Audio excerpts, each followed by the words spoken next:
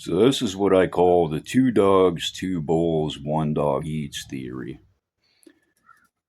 You ever notice this? Well, I'm sure everybody's noticed that kids, two kids will have two different toys. One of them decides they want the other toy, and that's basically two dogs fighting over two bowls. Sure, there's two dogs and two bowls, but one dog wants both bowls. And I believe that this may come from a sense of security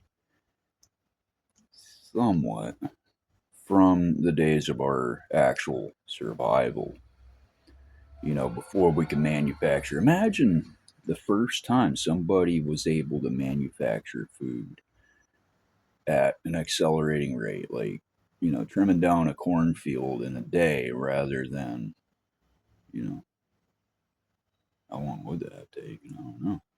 But yeah. So basically, you got two different breeds, two different sizes, but let's say the sizes fluctuate based on the understanding of your own breed.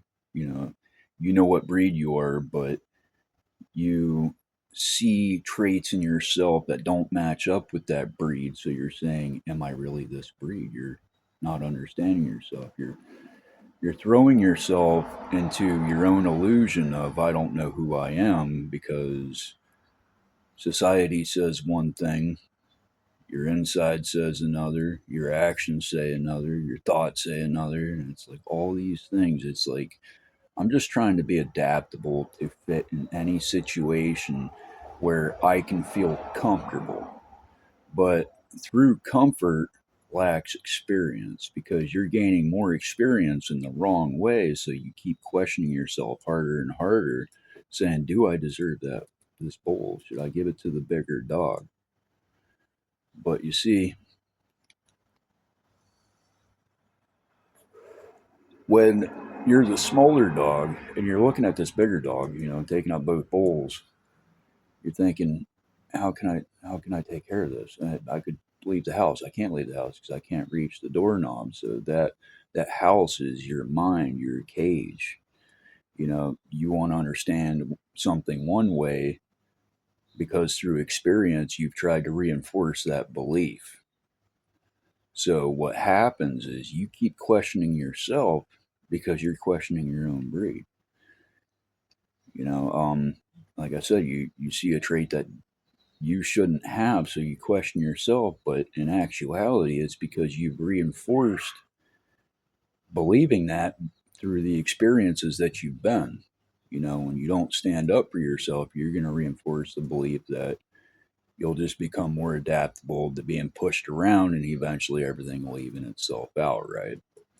Because everybody leaves the earth someday, so we all just wait until that day. But we all try being that bigger dog, most of us, at some point. Some understand their breed to the point where they just don't care. It's like I understand enough of who I am and that I don't need what other people have. So they rely on themselves, but that's where money comes in, is because it kind of tightens that opinion to, well, I need to get ahead. So it causes a contradiction in society where some people want to get ahead, some people don't. Some people want both bowls.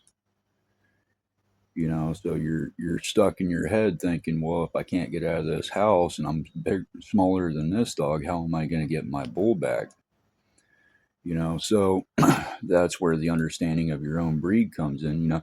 And another thing is slurs and stuff like that automatically make this other dog bigger. If you're a mixed race and this dog is saying, well, I'm a purebred, and you're just a mutt, that's going to make you feel smaller. So it's automatic to make you question yourself because this person has an argument that you're trying to adapt to because maybe you don't want confrontation because you just want your own peace. So maybe it's because you're feeling vulnerable, not scared per se, but vulnerable because the experiences that you've had haven't taught you that you're worthy, even of the the balance itself, not saying that you're worthy of more than everybody else, but that you're worthy of your own peace. So this also causes a contradiction in one, the person thinking it, because you're trying to understand reality, you're trying to understand your place in it, and it's like playing a video game where the buttons don't match up and some of them don't work at all. So it's like, well, how do I play this game if the buttons ain't even working? And how do I get used to these buttons working this way? And how do I get used to all that? Because I'm so used to every controller being similar. You had the direction on pad on one side, and you had the buttons on the other side, and you usually got the triggers on top, right? But now the triggers are on the bottom, and you're on your PlayStation, your X and triangle don't work, and it's like, yeah, like trying to steer a submarine without controls.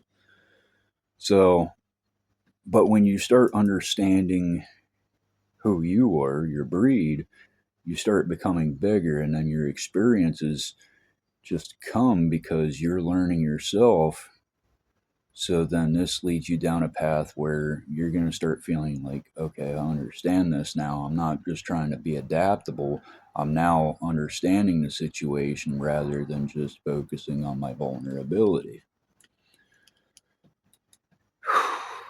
So basically, the two dogs, two bulls, one dog eats theory is that when there's a misunderstanding in one, that's going to give the other the advantage.